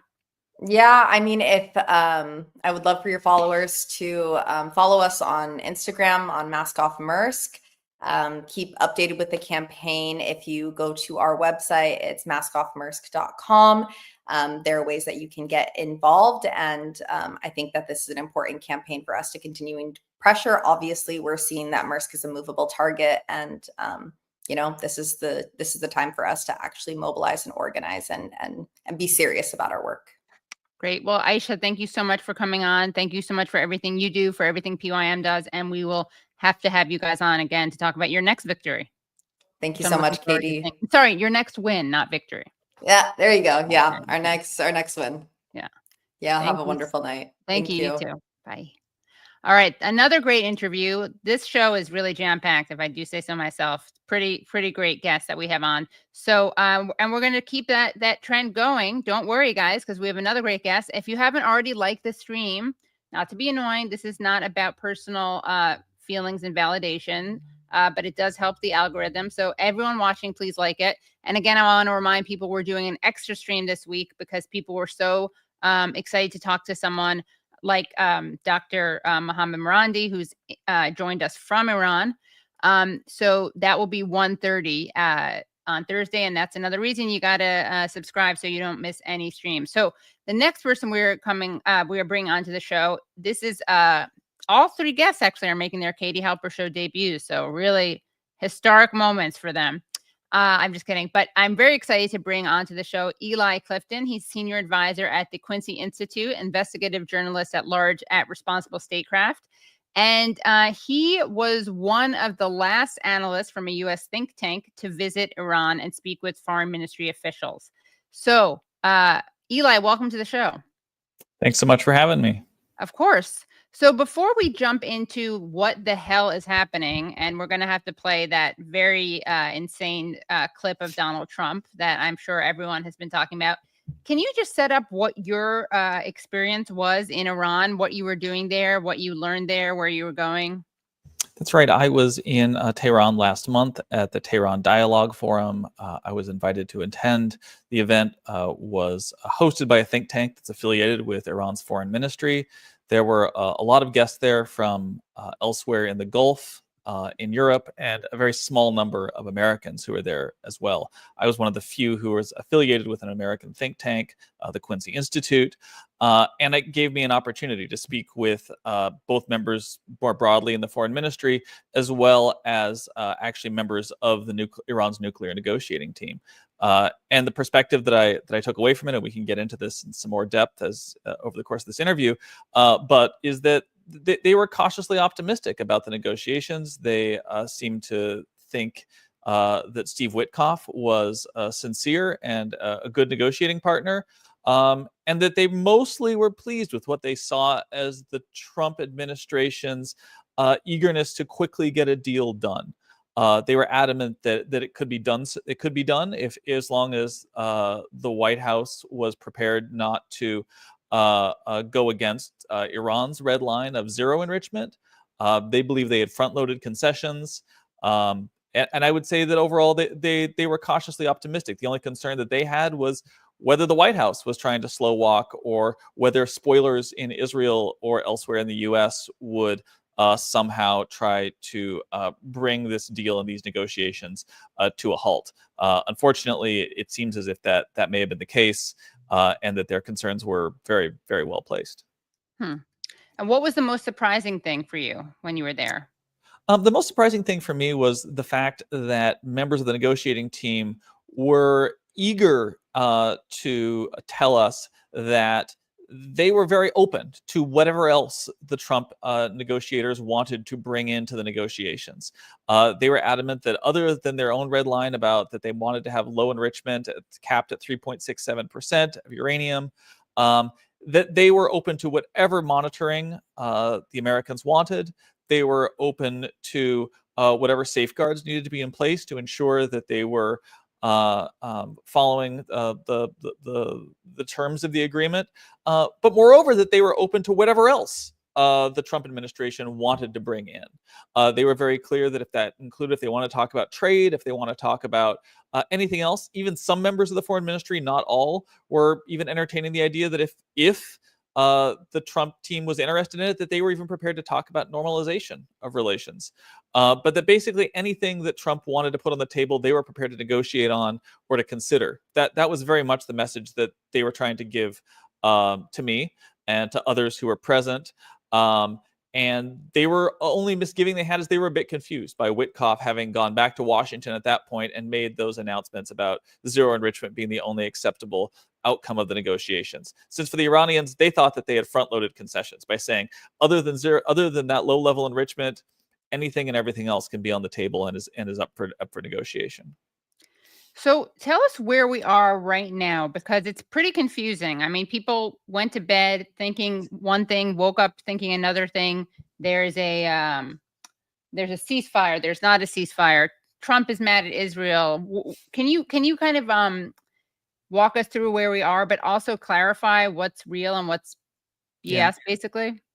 Well, it seems as if there is a de facto ceasefire of some sort at the moment. Exactly if there are terms to that, or whether both Israel and Iran have really signed on in any formal sense in the way that Donald Trump last night suggested was the case, still remains unclear. What is clear, though, or becoming increasingly clear, is that the claims of the White House that the strikes on Iran's 3 nuclear facilities had definitively destroyed them is now coming under, there's some serious questions about that. There's a leaked intelligence report coming out of the U.S. intel community that now is being reported on by the New York Times, by CNN, that says that actually that they do not necessarily believe that these facilities have been destroyed, which is exactly the warning that we had been hearing before the strikes were conducted, and is actually not a new warning. This is something that's been going on for many, many years, saying that while these American bunker busting, bombs are supposedly phenomenal at taking out underground facilities, the fact of the matter is that they can only go so deep, and that a number of the Iranian nuclear facilities are extremely well protected, very deep down in the ground, inside mountains, and that they simply might be beyond the reach of Israeli and American bombs. That seems like there's more veracity now to that concern in the past few hours that we've seen, suggesting that actually it's unclear what the Trump administration accomplished by having dropped bombs in Iran. One thing that has been an outcome of it, however, is that Iran moved its more highly enriched uranium away from the facilities that they were in before the bombing occurred. And we do not know where that is now. It is not under IAEA oversight. It is not something that the Trump administration has transparency into in the ways that they did 1 week ago, when Iran was in compliance with the transparency that the IAEA had sought. So we are at this point, it's very hard to say that the United States is somehow further along or has advanced its interest in preventing an Iranian nuclear weapon, given that we now no longer know where the more highly enriched uranium is. It's unclear if the centrifuges were even damaged in this bombing strikes. It seems increasingly more likely that Iran has been presented with a host of reasons to, in the next 5 to 10 years, seek out a nuclear weapon as a deterrence against any of this happening in the future. And it has undermined American diplomats around the world. The fact of the matter is that even in the most charitable version of what happened, an American client state, Israel, our largest recipient of foreign aid, just tried to murder the lead Iranian negotiator engaging with the United States. This is a fact that is not going to be overlooked in Iran. And the fact is, it probably won't be overlooked anywhere else in the world. If this is what happens to those who try to engage with the United States in what I believe was in good faith, there was no indication to me that the Iranians were looking to slow walk this. There's no indication, even being claimed by the Trump administration, there was anything duplicitous going on in the Iranians' engagement with the Americans. It simply is an act of betrayal and an act that goes against any standards of how diplomacy is supposed to be conducted. Yeah, it's quite shocking. I mean, I can't get over how gullible, brainwashed, dishonest certain people are when it comes to Iran. They're so invested in this narrative of Iran being irrational actors, like bloodthirsty, warmongering, regressive, backwards actors who the West can't trust. And then what we see is, of course, the exact opposite. Absolutely. I mean, it's hard not to look at those tropes now and ask whether every accusation isn't an admission of some sort. I mean, this is frankly, this is uncivilized as a way to engage in diplomacy. The fact that Donald Trump, in the hours after the Israelis made their first attacks on Iran, Marco Rubio, the Secretary of State, put out a statement saying, actually, this is Israel acting alone. We weren't participating in this. And within hours, the president was out there saying, actually, we had knowledge of it, supposedly because he saw it on Fox News. He thought it was playing well. He wanted to take some credit. Right. Well, in taking that credit, and again, who knows what the truth is here, but the fact of the matter is, in taking that credit for this, he's also making himself complicit in something that going forward, it's unclear how U.S. diplomats and negotiators, how Steve Witkoff is supposed to go back now, assuming he was acting in good faith, and actually get people to come to the table with him and take him seriously. This is really an enormous setback, and I think this is going to be felt for years to come in future presidential administrations, be they Democrats or Republicans, and Donald Trump or somebody else as president are going to feel the consequences of this, which is, how can the United States be trusted if this is what it appears like the U.S. president wants to take credit for, which is, again, the attempted murder of the lead Iranian negotiator. Yeah, it is one of these, like, every accusation is a confession.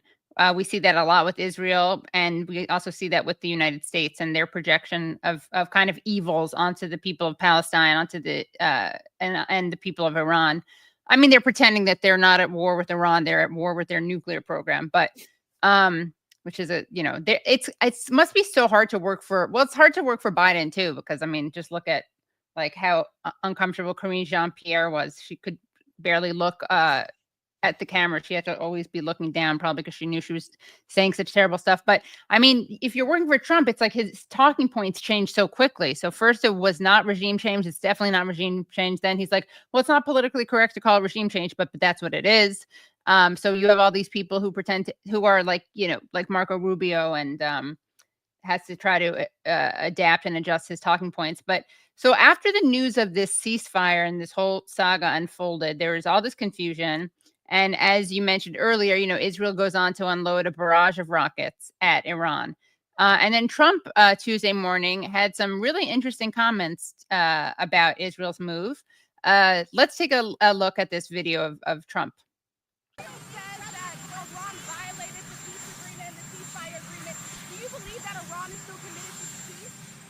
Yeah, I do.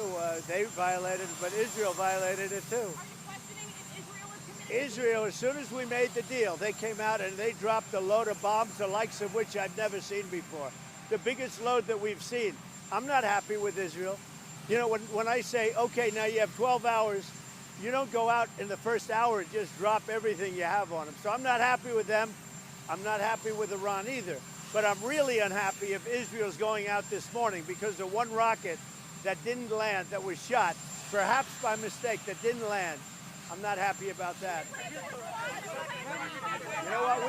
We basically have two countries that have been fighting so long and so hard that they don't know what the fuck they're doing. Do you understand that? All right. So what is that? Is this just performative? Is this just a ruse? Like, what do you think is happening there with his using the F-bomb? Yeah. Look, I'm inclined to say it's genuine frustration. I'm inclined to take most of what we've seen at face value. And what I saw in Tehran in talking with the nuclear negotiators there was that they thought that the Americans were probably sincere in the negotiations. And I honestly don't know why the Americans would undertake multiple rounds of negotiations with the Iranians just to try to kill the lead nuclear negotiator. As wild and as negative sentiments as people may have about Donald Trump, that doesn't actually make sense.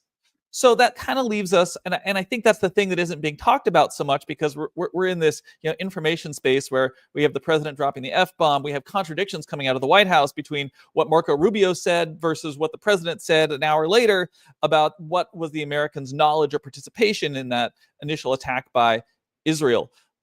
What I do think, and I think we should kind of go back to where we started in this, is the Americans were actually making progress in the nuclear negotiations, but by both the accounts of the Americans as well as by the Iranians. There's no indication that necessarily they were at loggerheads or that either had abandoned the talks themselves. The fact of the matter is that the people who were the ones who both sides were probably aware were the most likely to try to spoil it, the Israelis, appear to have actually tried to do so. And Donald Trump, for whatever reasons, and I think that's an important question that we should try to answer at some point, is unable to stand up to the pressure that Netanyahu is bringing to bear on him, and he is subjugating his own interests, his own desire to get a nuclear deal, to basically being rolled by Israeli Prime Minister Benjamin Netanyahu, who undertook a military attack clearly designed to undermine not just Iran's ability to engage in some sort of rapprochement with the United States, but the Trump administration's own interest in achieving a deal along those lines as well. And I think that's a pretty serious situation we're in. Not just that we have, again, our biggest recipient of aid, Israel, engaged in efforts to what appears to be actively undermining American diplomats and the foreign policy goals of a U.S. president, but the fact that the U.S. president seems to be feckless and incapable of addressing what, if that's true, is a very real threat to U.S. national security, to U.S. interests, to frankly the U.S. ability to function in a global system. And that's a very serious situation we're in, and I think one that is obviously going to take a little time to set in. But what about Trump killing Soleimani? Like, how does that fit into this? Look, but I mean, by all accounts, the aftermath of that shook him up a lot. He was talked into doing so. He was surrounded by an administration that had a lot of hawks in it. This at the time, he had John Bolton around him. He had Mike Pompeo. These are people who clearly wanted to get the United States into a war with Iran. And by the reporting that came out afterwards, Donald Trump was very shaken up by the Iranian response, which was measured, but he still was not prepared for the reality of Iranian ballistic missiles falling on American bases in Iraq. That was very scary to him because he could see how it could escalate. He saw the force projection that Iran had, and this is something that he wanted to avoid going forward. A lot of people, myself included, were a lot more optimistic about Trump's team this time around. He has, Director of National Intelligence Tulsi Gabbard. He has Vice President J.D. Vance, people who have been very outspoken about the dangers of getting pulled into another war in the Middle East, and have certainly given voice to a lot of the concerns that a lot of us have about sort of the reckless foreign policies that have been pursued by successive Democratic and Republican presidents when it came to putting really American interests on the line in exchange for these endless wars in the Middle East. So I think that, it's very disappointing. It's very frustrating. And again, taking things at face value, assuming everybody was acting in good faith, one can only come away with it as that, Donald Trump got rolled by the Israelis, and he's incapable of asserting himself against Netanyahu beyond, again, dropping the F-bomb in frustration. Right. I mean, there obviously is. He was happy to do a lot of the bidding of like the Adelsons, right? He was happy to move the embassy. He's very happy to use the word Palestinian as a slur. So obviously, not that you're suggesting this, but he's not a peacenik. He's just, I think he's probably like, I mean, I always say that like the great thing and the terrible thing about him is that he does seem just like such a personal, slight driven opportunist that there is wiggle room. Like, I think, Biden loves to tell everyone every day, that he was a Zionist and that if Israel didn't exist, we'd have to create her. Trump doesn't do that. I also joke that like we have to create a rumor that Netanyahu said something about Trump's like penis size or something for Trump to finally cut Israel off. But barring that, I mean, maybe there'll be a silver lining of Netanyahu doing what he did today. Maybe that will piss off Trump, but I do fear that it is also someone put in the comments, a dog and pony show.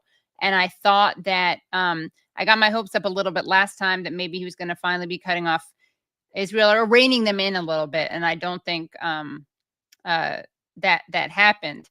And then, someone just texted me that they think JD Vance's, anti-war stuff is just performative BS. I certainly think that, Trump talks much more of an anti-war game than he engages in, even if he is less hawkish than other people. But would you compare his administration with the Biden administration? Well, look, the bar is very low here for what it takes to be an anti-war president. What I will say is that Donald Trump, and I really think an important period and an overlooked period in his rather short political career is when he was running for the Republican nomination in 2015, 2016. And at the time, he was the only candidate on the stage who was prepared to say, hey, the Iraq war was a huge mistake. At the time, he said that when he was asked about the Israeli and the Palestinian conflict, he said that actually, when every other candidate on the stage was taking turns trying to see who could be more pro-Israel, he said, actually, I think the United States needs to be a more neutral arbiter between the Israelis and the Palestinians. And when asked about the Iran nuclear deal, which he did go on to tear up, but when he was a primary candidate, every single candidate on the stage took turns saying how it's a disaster and how they would promise to get out of it. And his primary concern with it was that Iran was purchasing more Airbus parts and planes than Boeing. Sure.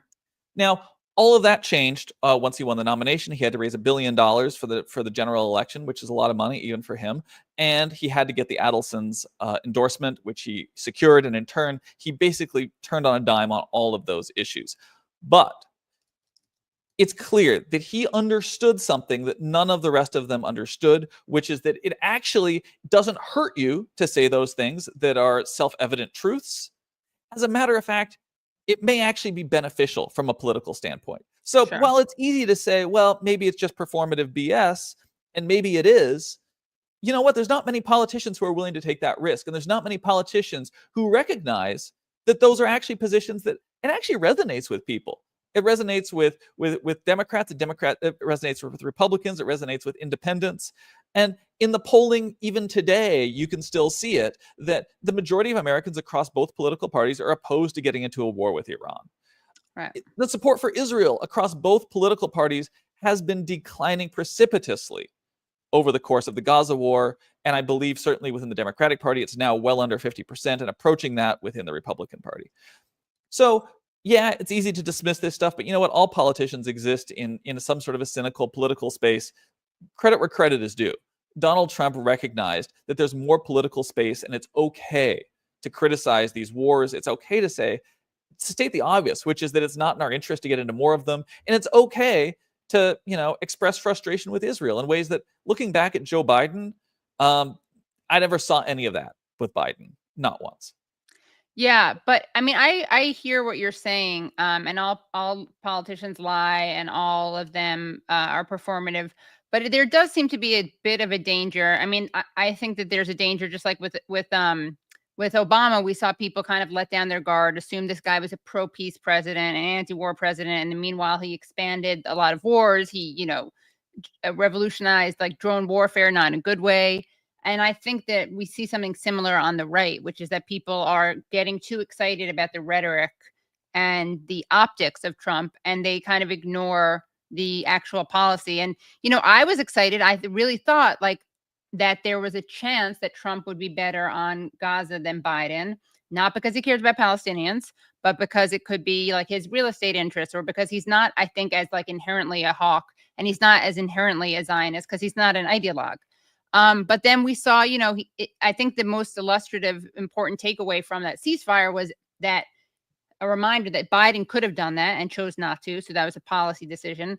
But then he went and, not only let Netanyahu do what he is doing, but collaborated with him, right, with that fake aid organization. I mean, it's really quite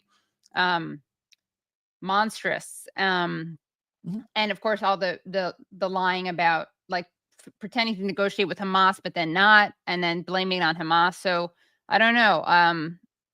I guess I think he's just he says occasionally will say the right stuff. And maybe this speaks to not Trump's failings per se, but the way that US presidents are entrenched in systemic structural things that are larger than the president. And you can't win an election without, if you're a Republican, let's say, without the Adelsons helping you. But yeah, I don't know. I guess I'm worried that he's actually not at all better. I mean, that maybe he's worse than Biden in terms of what he's allowing to happen on his watch, or maybe they're just equally bad. I mean, I think that's a completely legitimate concern, and it's one I share as well.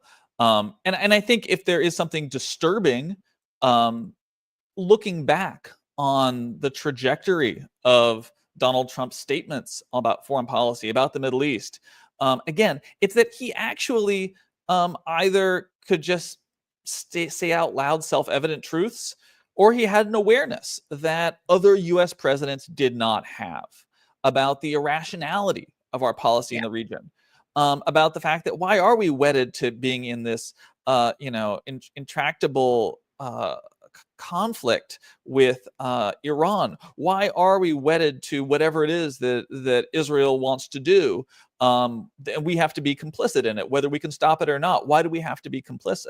And I think he showed that, again, that there is popular support, and that you can get elected. It doesn't disqualify you to say these things. And if there's anything, then the really disturbing thing is, despite all of that, this is where we are still at right now. That maybe he's just as bad as the rest of them. Maybe he's worse. We don't know. The point is, he wasn't able to stop the things that he actually was willing to say are bad. Which goes so much further beyond pretty much any of those other candidates back in 2015, 2016, certainly more than against when he ran against Hillary Clinton, more than when he ran against Joe Biden, more than when he ran against Kamala Harris. These are people who were not willing to take those positions, not willing to say these truths out loud. He said them, and yet here we are. Either he was complicit or he's being rolled, or this is what happens when you need to raise $1 billion and the Republican Party's biggest donors, as well as many of the Democratic parties as well, kind of require this lockstep with Israel.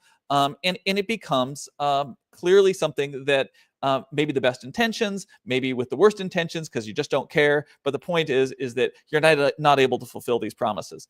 Now, I do think, though, that we are in a really interesting point here, because while Donald Trump has been tested and in many ways has now failed the test of whether he can stand up to these forces or whether he's even inclined to, now the MAGA movement is confronting it as well. And I think how that's going to play out is something that we really don't know yet. What we can see, and it's happened in the past week, is that there is an enormous split happening here.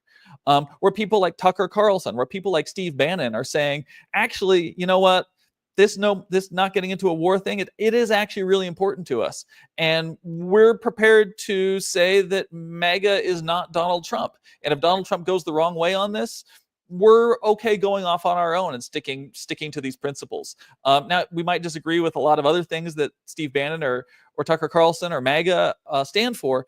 But you know what? They're going through a process that I have to say is more open. It is more conflicted, is clearly more divisive than a lot of what we've seen going on in the American political space around these issues of foreign policy. And I would dare say the fact that these are people so high up in the political movement being prepared to split is something that goes beyond anything we've saw in the Democratic Party over the course of the past presidential race. Yeah, Brad is saying Bannon et al. Will ultimately fall in line. I mean, I think what's more worrying is whether or not. Yeah, what'd you say? It's entirely possible they will fall in line. I don't want to get out over my skis on that. Yeah, and also I would say though that like what is true is that Massey is the only one who's actually challenging it from a legislative perspective, right? You have Marjorie Taylor Greene saying great things, but she's basically just trumping because she's saying great things about not wanting to get into foreign wars, and she's not doing anything to challenge the president.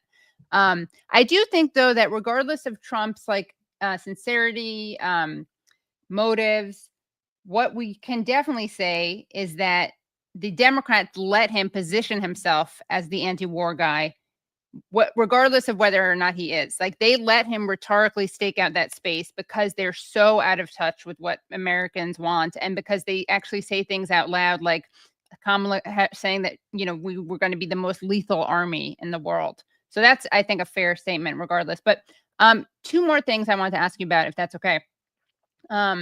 Let's see. So speaking of killing Iranian military commanders and leaders, so let's see, Monday, right? In the midst of all the ceasefire brouhaha, the Washington Post actually leaked audio that's supposedly from Israeli spies or agents threatening an Iranian official or an IRGC commander. Let's play this, which has been dubbed into English by the Washington Post.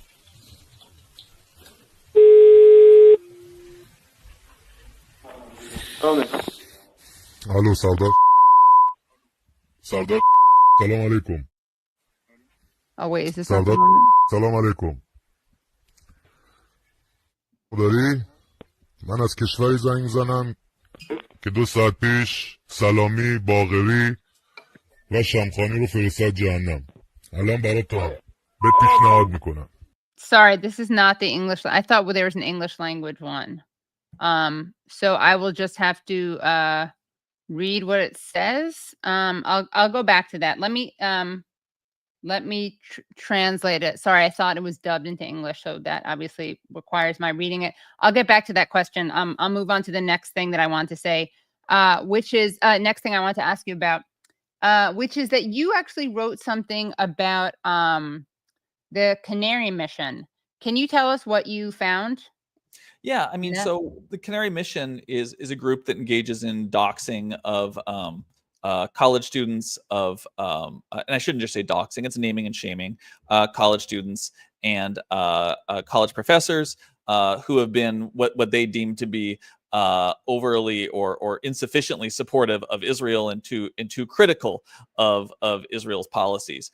And what I found was that Canary Mission actually has a whole section on its website dedicated to going after University of Pennsylvania What was really so surprising is that I was able to identify one of Canary Mission's larger donors. They do not reveal anything about where they're located or about who's behind them. And what this document I found showed is that indeed Canary Mission, which is a group that exclusively, I believe, targets Americans and American college campuses, is based in Israel. So, for those concerned about foreign influence in our country, there you go. And what I found is that a family foundation called the Natan and Lydia Paisak Family Foundation, they're based in Florida, donated $100,000 to Canary Mission, sent it to Israel in 2023. And other than just sort of that it once again sort of establishes what there's been previous reporting speculating at that Canary Mission is based in Israel. One of the interesting things is that the wife of the treasurer of this family foundation is a woman named Cheryl Paisak, and she is a trustee at the University of Pennsylvania. And that sort of brings up some really concerning questions about, the fact that there's somebody within the university community who is actively involved in a smear campaign against the university itself, claiming that the university is, giving safe harbor to anti-Semites, and that it is a hotbed of extremism. And at least in my mind, it raises questions about, I thought a trustee was supposed to be, had a fiduciary responsibility to the institution. And it seems like in this case, it's certainly that trust, and I spoke to a professor there who I interviewed about it, has really been broken. That when you have trustees at your own institution engaged in funding, anonymous smear campaigns against the institution, this is reaching a really low point in sort of the discourse on college campuses. And again, the fact that this is being directed and executed from a country 6,000 miles away. This is just a bizarre state of affairs. And you have to wonder if this was China or Russia doing this. I think it would be more widely denounced as a form of really unacceptable, legitimately unacceptable. I mean, you'd be right to be outraged. Foreign influence being imposed on universities, on faculty, on students, on university administrators, that frankly just goes against both our own constitutional rights, but also any cultural notion of academic freedom or open discourse on a college campus. So the idea that the fact of the matter is that it's being policed, whether you can criticize a foreign country on an American college campus. We've reached this level of absurdity, and I know this is something that's been covered a lot. And obviously, there have been horrific abuses conducted by this administration towards protesters on college campuses, to Mahmoud Khalil, who just finally was released to get back to his newborn child and his wife. He was a student at Columbia University. There's been so many countless examples of this, and at least what this story really brought home to me is that A, this is a form of foreign influence, and B, it's being done in collaboration with people who are trying to conceal their role in it, but who are on these university campuses, and for whatever reasons aren't willing to come out from behind the shadows and actually acknowledge that they want to do harm to the university that they are supposedly serving as a trustee at. Yeah, it's pretty disturbing. And also, it's just so hypocritical because they're fine with doxing people, but they don't reveal who they are. So, they should just have the courage of their convictions. Exactly. Why are you laundering this through an organization on the other side of the world that doesn't even identify any people who are behind it, to attack people at a university where you're regularly attending, trustee meetings? If you've got something to say, you've certainly got a bully pulpit as a trustee. You certainly have influence. You certainly have access. If you are so offended by what's going on the campus that you think it's a hotbed of anti-Semitism and radicalism, you can speak out about it. You can resign. You can encourage other trustees to do so. I mean, if you have these convictions, I mean, you have an obligation, I think, to act on it in a public manner. Right. It shows you that they're just cowards and hypocrites. In my opinion. By the way, there are people in the comments who are calling you a far right isolationist, which is funny because I see you've also been called by the Jewish press. I see that a piece on you. Why is Eli Clinton writing for a major Jewish publication? Clifton is best known for his own alt-left anti-Semitism. So I thought you'd be happy to know that you're being smeared by both sides. Well, I'm kind of used to that. I think it's kind of funny on the isolationist side that by the fact that I am generally pretty pessimistic about the outlook for American wars securing American interests, and I actually am promoting diplomacy. That's kind of the, where you have to go to criticize that. I thought being pro-diplomacy wasn't isolationist, but I guess whoever had that comment didn't take that lesson. Right. Yeah. And on the flip side, I've regularly been attacked by supporters of Israel as being anti-Semitic because I am quite critical of Israel and about the U.S.-Israel relationship.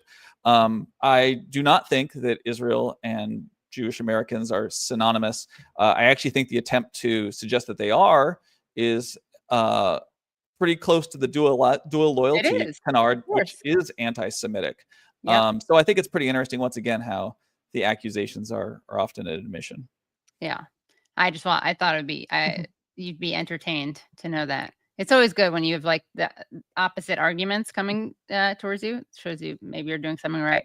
I do want to go back to anything else you want to say, by the way, about Canary Mission. And I know you've been very generous with your time, so maybe I'll just ask you that one final question about that message, that alleged message that was left by Israelis.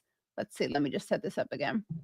Sorry about this. Okay, where is that? I lost it.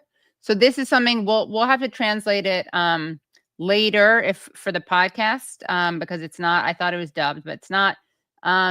Let's see, where is this? So let's go back to that Washington Post leaked audio.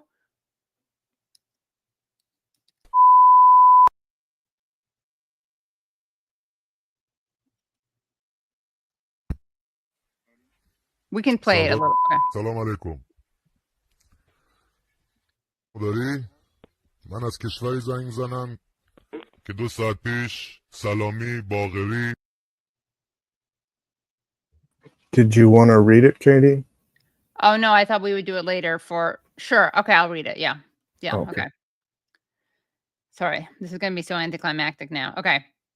So, I'll read what it says at the beginning. This is a recording of a call that took place between an Israeli intelligence operative and a senior Iranian general on June 13th. The voice of the Israeli intelligence operative had been digitally altered in the audio recording obtained by the Post. The Post prepared its own translation of the conversation and removed the voice of the Iranian general to avoid identifying him. Okay, let's hear it. We'll play it just low, I guess, and I'll read it over it. Hello, Sardar. Brad, I'm just going to have someone do the voiceover later. I'll do it or someone editing it because it's too hard for me to read it and say it at the same time. Salam alaikum. Sardar, salam alaikum. داری؟ من از کشوری زنگ زنم که 2 ساعت پیش سلامی باقری و شمخانی رو فرستاد جهنم. الان برای تو به پیشنهاد میکنم.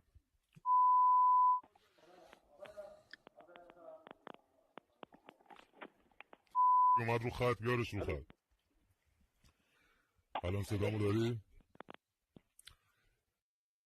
Okay, listen carefully. I'm calling from a country that 2 hours ago sent Bagheri, Salami, Makani one by one to hell. از کشور زنگ زنم که 2 ساعت پیش باقری، سلامی، شمخانی رو دونه دونه فرستاد جهنم. The only advice I'm giving you right now, I can advise you now, you have 12 hours to escape with your wife and child. پیشنهادی هم که به تو میکنم، هم میتونم بهت پیشنهاد کنم 12 ساعت وقت داری که پاتو بگیری با زن و بچت فرار کنی. Otherwise, you're on the list right now.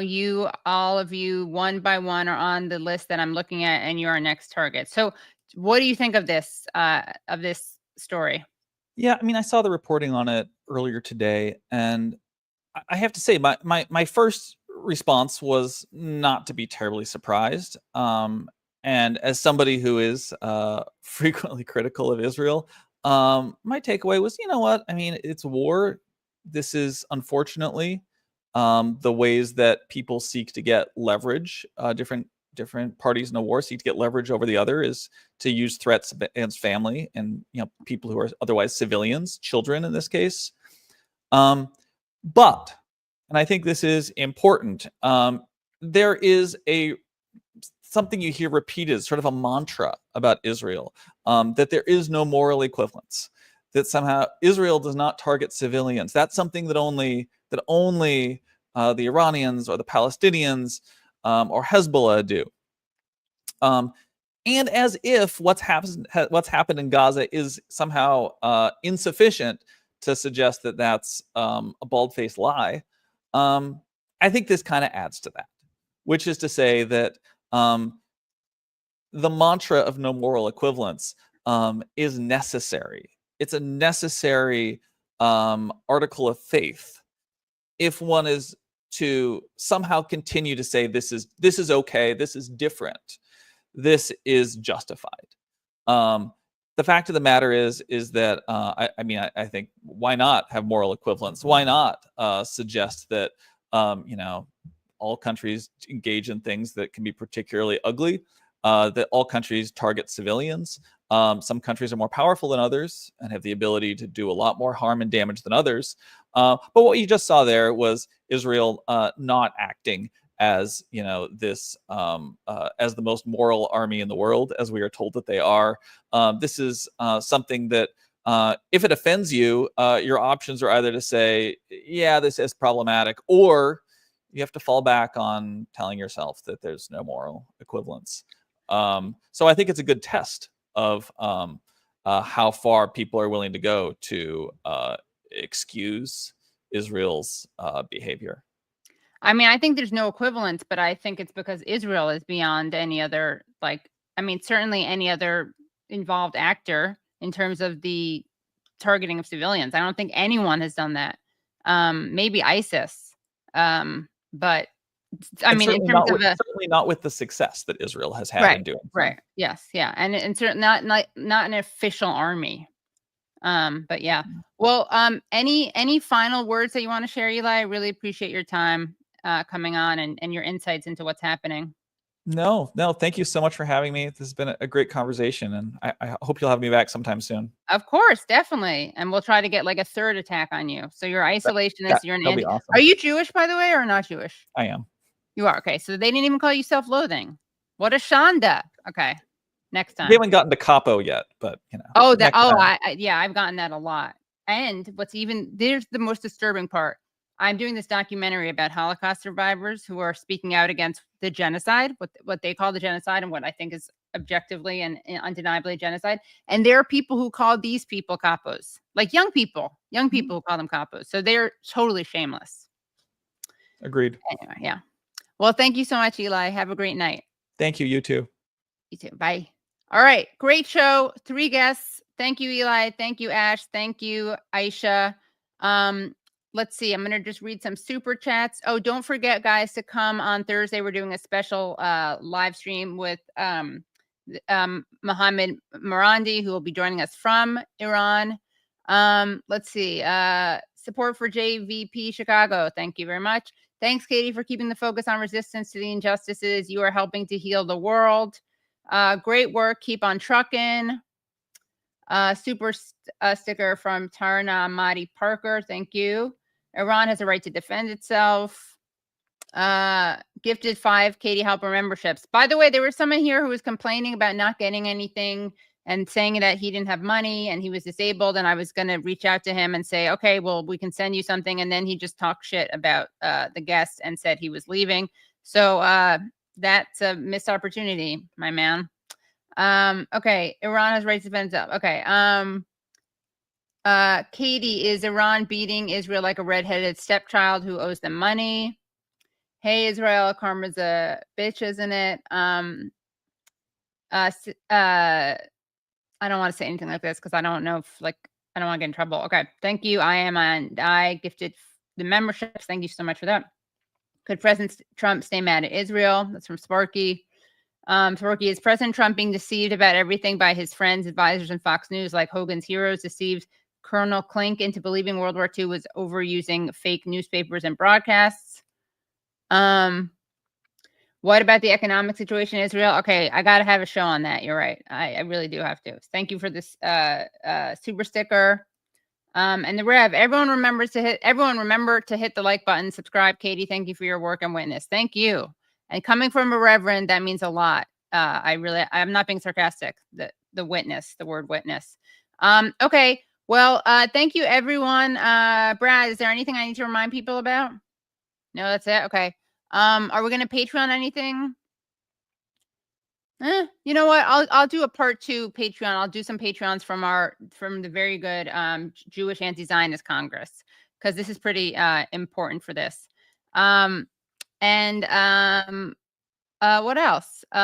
Someone wrote a question. Katie Halper interviewed Iris Hefetz again upon the latest Palestinian solidarity protest in Berlin, Germany, with 15,000 participating. You know what I have to interview Iris about again is the fact that they just declared the basic Jewish Voice for Peace.